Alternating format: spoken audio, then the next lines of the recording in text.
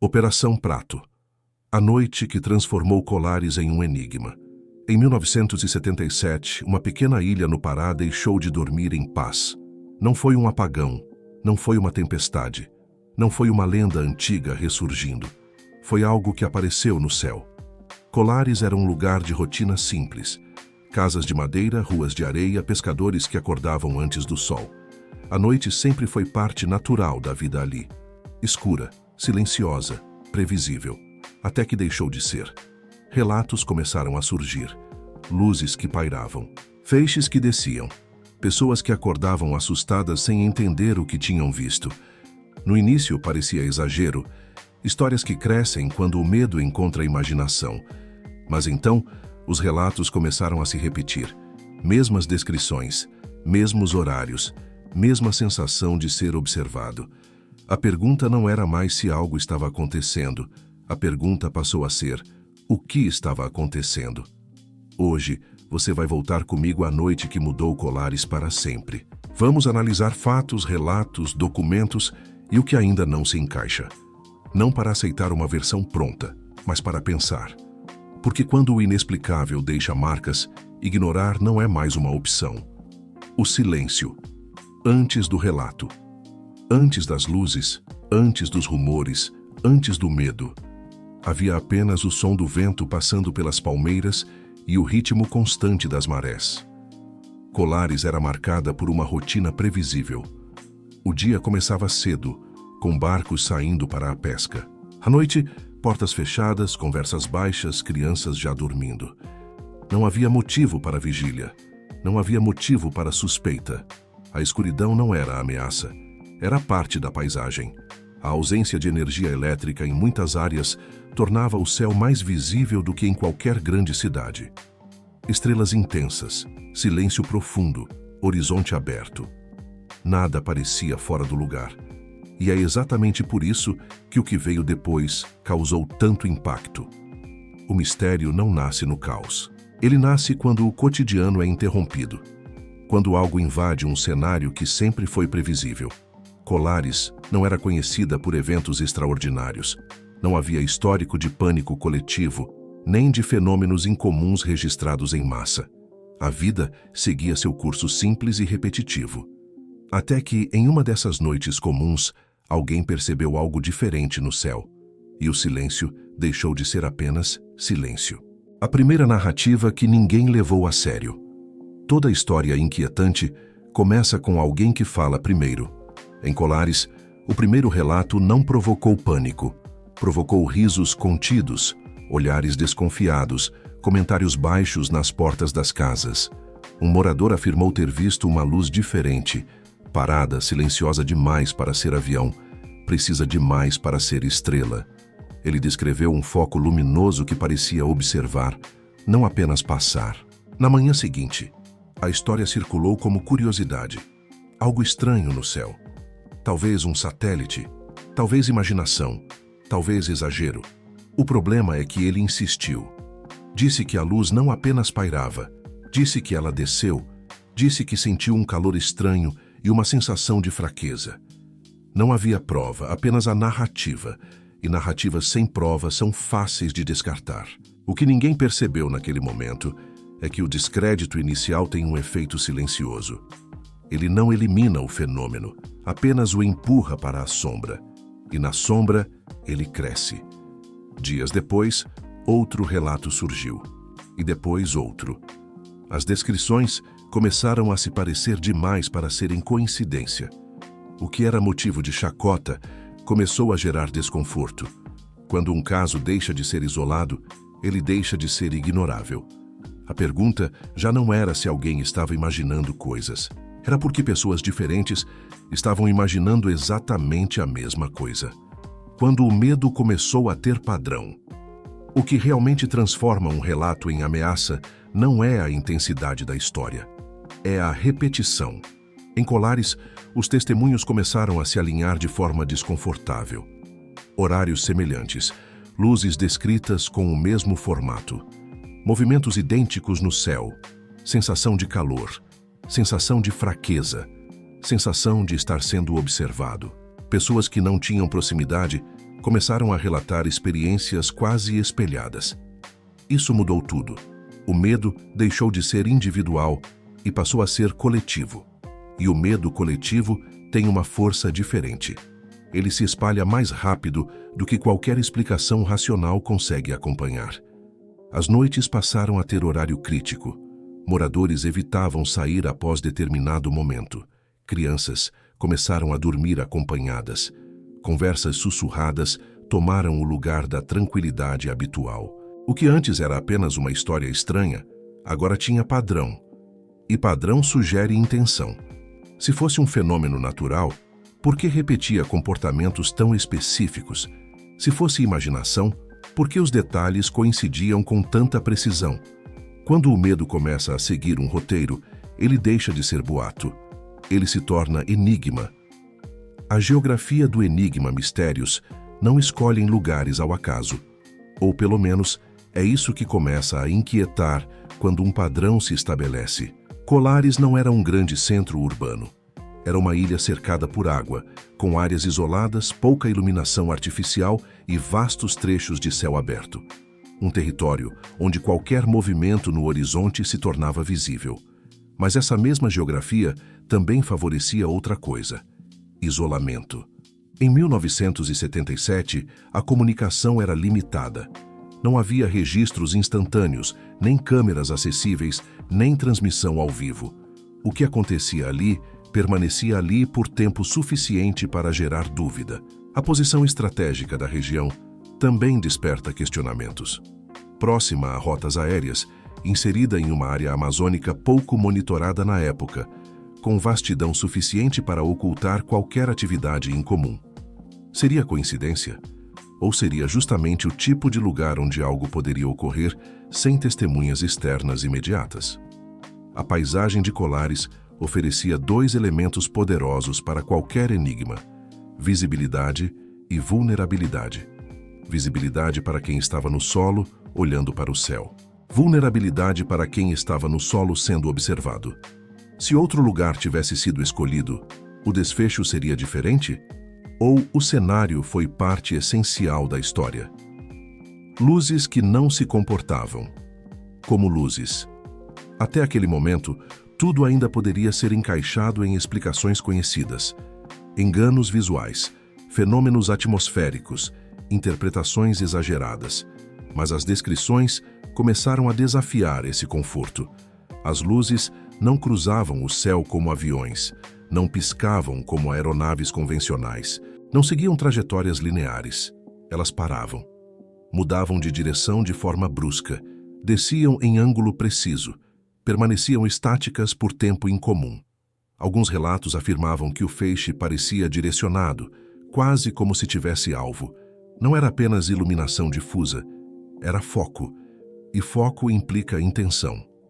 Testemunhas descreveram movimentos silenciosos, ausência total de ruído mecânico, nenhum som de motor, nenhuma vibração típica, apenas presença luminosa no ar. Fenômenos naturais conhecidos como meteoros ou relâmpagos globulares não apresentam comportamento repetitivo com controle aparente de trajetória.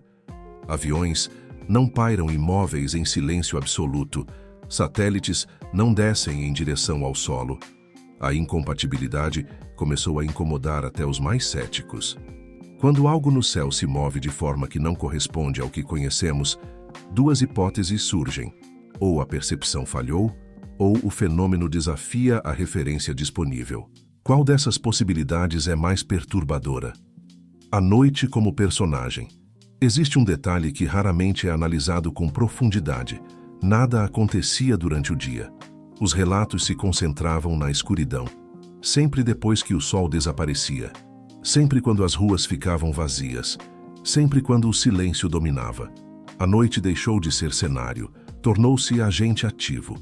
A escuridão amplia percepções. Sons parecem mais próximos, movimentos parecem mais lentos. O desconhecido ganha contorno mais intenso. Em Colares, a noite passou a carregar expectativa. As pessoas não apenas viam luzes, elas aguardavam por elas. O medo antecipado começou a moldar o comportamento coletivo. Casas passaram a manter portas fechadas mais cedo. Conversas se encerravam antes do habitual. Havia um horário invisível que marcava o início da tensão. E quando a tensão antecede o evento, ela o fortalece. A noite deixou de ser descanso. Tornou-se vigilância. Cada ponto brilhante no céu era analisado. Cada reflexo era suspeito. Cada sombra parecia prolongada demais. Se o fenômeno dependia da escuridão para se manifestar, isso levanta outra questão. O que exatamente precisava da noite para acontecer? O corpo, como prova ou ilusão? Até aqui, o mistério estava no céu. Mas quando os relatos começaram a envolver o corpo humano, a narrativa mudou de dimensão. Moradores afirmaram sentir calor intenso ao serem atingidos pelos feixes de luz. Outros descreveram paralisia momentânea. Alguns relataram fraqueza repentina, tontura, pequenas perfurações na pele. Marcas surgiram, e marcas são diferentes de histórias. Elas podem ser examinadas, podem ser fotografadas, podem ser medidas. Mas o que exatamente eram aquelas marcas? Lesões superficiais, pequenos pontos avermelhados, sensações de ardência. Em um ambiente amazônico, com insetos abundantes e condições adversas, seria possível explicar parte desses sinais de forma natural. Mas explicar parte não explica o conjunto. O detalhe inquietante não era apenas a existência das marcas, era o momento em que surgiam, sempre após a exposição às luzes, sempre acompanhadas do mesmo relato de feixe direcionado. O corpo tornou-se campo de conflito entre percepção e evidência. Se era sugestão coletiva, como explicar sintomas físicos coincidentes? Se era algo externo, que tipo de fenômeno produz esse efeito específico? Quando o mistério deixa o céu e toca a pele, ele deixa de ser distante, ele se torna pessoal. O surgimento da vigilância. O que começa como medo espontâneo pode se transformar em hábito. Em Colares, após semanas de relatos repetidos, algo mudou silenciosamente. As pessoas passaram a observar o céu por conta própria. Não era mais apenas surpresa. Era espera. Moradores organizavam-se em pequenos grupos durante a noite. Alguns permaneciam acordados além do horário habitual. Outros se posicionavam em áreas abertas para ter visão ampla do horizonte. Lanternas, rádios, conversas tensas. A ilha entrou em estado de alerta não declarado. Esse novo comportamento criou um ciclo delicado. Quanto mais se observava, mais qualquer luz se tornava suspeita. Quanto mais se aguardava, maior era a tensão antes mesmo de qualquer evento. A expectativa passou a preceder o fenômeno. Mas há um ponto que poucos consideram. Vigilância constante altera a percepção. Quando alguém busca algo intensamente, tende a interpretar estímulos ambíguos como confirmação. Por outro lado, também aumenta a probabilidade de registrar algo real. Então surge uma dúvida inevitável. A vigilância alimentou o mistério, ou foi o mistério que obrigou a vigilância? A presença militar. Como confirmação implícita. Quando o medo ultrapassa o limite da conversa entre vizinhos, ele chama a atenção externa. A chegada de militares a Colares não foi apenas logística, foi simbólica. A Força Aérea Brasileira enviou equipe, equipamentos, estrutura de observação. Homens treinados passaram a registrar o que estava acontecendo. Fotografias foram tiradas, relatórios começaram a ser produzidos. Para os moradores, isso significava uma coisa clara: algo estava sendo levado a sério. Se fosse apenas histeria coletiva, por que mobilizar recursos oficiais? Se fosse engano visual, por que investigação formal? A presença do Estado mudou o peso da narrativa. O fenômeno deixou de ser apenas história local e passou a ser caso documentado. Mas existe outro lado dessa moeda. Quando autoridades entram em cena, criam expectativa de resposta. E expectativa de resposta gera frustração quando a explicação não é definitiva. A investigação trouxe mais dados, mas não trouxe encerramento imediato. E isso intensificou o enigma. Porque quando até os militares observam o céu e registram o que vem, a dúvida deixa de ser apenas popular. Ela se torna institucional. Registros que geraram mais perguntas do que respostas. A investigação produziu material, fotografias, anotações técnicas, descrições detalhadas de horários, direções, intensidade luminosa. O fenômeno passou a existir no papel, e no papel tudo parece mais concreto. Mas há um detalhe inquietante. Registrar não significa compreender. Algumas imagens mostravam pontos luminosos no céu. Nada extraordinário à primeira vista, mas suficientes para confirmar que algo foi visto e considerado relevante. Relatórios descreviam ocorrências repetidas, padrões de movimento, tentativas de aproximação. O problema é que os registros não encerravam a questão. Eles ampliavam. Se os militares documentaram o fenômeno, por que não apresentaram conclusão definitiva? Se analisaram o material, por que não houve explicação técnica pública que eliminasse a dúvida? Cada documento parecia responder a uma pergunta e abrir duas novas. A formalização do caso deu legitimidade ao mistério, mas também revelou limites. Nem toda observação gera entendimento. Nem todo registro conduz a uma resposta clara. Quando uma investigação oficial termina sem explicação conclusiva, o enigma ganha novo fôlego. Porque agora ele não depende apenas de relatos, ele depende da ausência de resposta formal. O efeito Colares. Mesmo depois que as luzes deixaram de ser vistas com a mesma frequência, algo permaneceu. Colares já não era apenas uma ilha de pescadores, tornou-se referência nacional quando o assunto era fenômeno inexplicado. O nome da cidade passou a carregar peso, carregar história, carregar dúvida. O impacto não foi apenas midiático, foi interno. Moradores passaram a ser questionados, entrevistados, analisados. Alguns reforçaram suas experiências com convicção. Outros preferiram silêncio. O evento deixou marcas que não eram visíveis na pele, mas estavam presentes na memória. O lugar mudou de identidade. Casos assim criam uma divisão sutil. Antes e depois. Antes das luzes, a vida seguia uma linha previsível. Depois delas, qualquer acontecimento estranho ganhava significado ampliado. O mistério tornou-se parte do imaginário coletivo. E quando um evento entra na memória de uma comunidade dessa forma, ele deixa de ser apenas um episódio isolado. Ele passa a moldar a narrativa do lugar para as gerações seguintes. Colares não apenas viveu uma noite incomum, Colares passou a ser lembrada por ela. O peso do não encerramento. Investigações costumam seguir um ciclo previsível. Algo acontece, é analisado, uma conclusão é apresentada. O caso se encerra. Em Colares, esse ciclo não se completou. A Operação Prato foi oficialmente finalizada. Os militares deixaram a ilha. O movimento diminuiu. Os relatórios ficaram arquivados por anos. Mas a pergunta principal permaneceu intacta. O que realmente aconteceu? A ausência de uma resposta definitiva cria um tipo específico de tensão. Não é o choque do desconhecido imediato. É o desconforto prolongado da dúvida permanente. Casos sem conclusão não desaparecem. Eles ficam suspensos no tempo, sem explicação clara. Cada pessoa constrói sua própria interpretação. E quando múltiplas interpretações coexistem, nenhuma domina completamente. Isso mantém o mistério vivo. Se tivesse havido uma explicação técnica e irrefutável, o caso teria perdido força com o passar dos anos. Se houvesse prova incontestável de algo extraordinário, a narrativa seria outra. Mas o que existe é lacuna. E lacunas são espaços férteis para questionamento contínuo, as versões que competem entre si. Quando um mistério permanece aberto, versões começam a disputar espaço. Alguns defendem que tudo pode ser explicado por fenômenos naturais mal interpretados, condições atmosféricas específicas, ilusões ópticas, influência psicológica coletiva.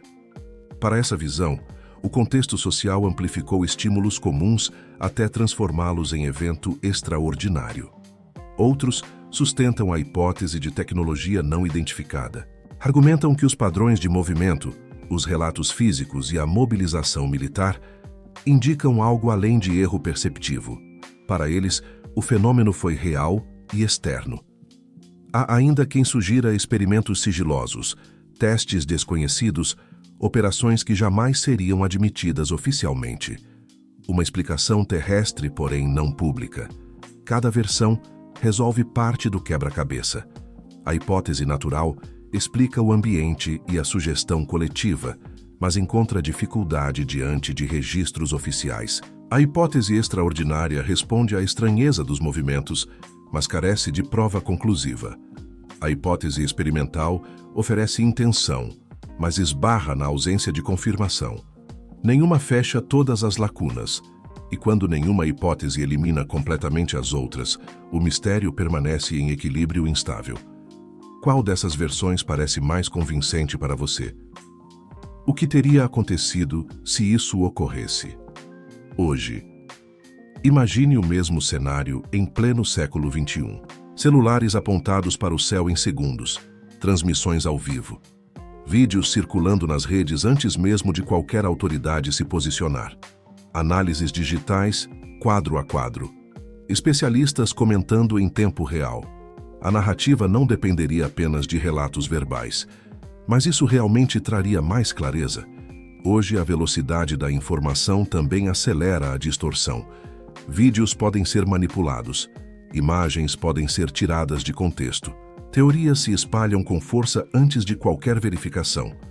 Em 1977, o mistério cresceu em um ambiente de silêncio e isolamento. Hoje, ele cresceria em um ambiente de excesso de ruído. Qual cenário produz mais confusão? Naquela época, a ausência de tecnologia limitava registros, mas também reduzia interferências externas. O fenômeno foi observado por quem estava lá, sem filtros digitais. Se Colares enfrentasse as mesmas luzes hoje, haveria mais provas ou apenas mais versões? Talvez o contexto histórico tenha sido parte essencial do enigma. A noite, que nunca terminou. Os relatos diminuíram. A operação foi encerrada. Os militares partiram, mas a pergunta não partiu com eles. Colares voltou à rotina. O mar continuou seu ritmo. As casas permaneceram no mesmo lugar. O céu ainda se estende sobre a ilha como sempre esteve. O que mudou foi a forma de olhar para ele. Depois daquela sequência de noites, a escuridão nunca mais foi apenas ausência de luz. Tornou-se lembrança, tornou-se dúvida, tornou-se possibilidade. Talvez o verdadeiro enigma não esteja nas luzes que foram vistas. Talvez esteja na incapacidade de oferecer uma resposta que satisfaça todos os fatos. Nem confirmação absoluta, nem negação definitiva. Entre o ceticismo e o extraordinário, Colares permanece suspensa. Que agora a decisão não está nas mãos de relatórios antigos ou versões concorrentes. Está nas suas. O que você acredita que aconteceu naquela noite?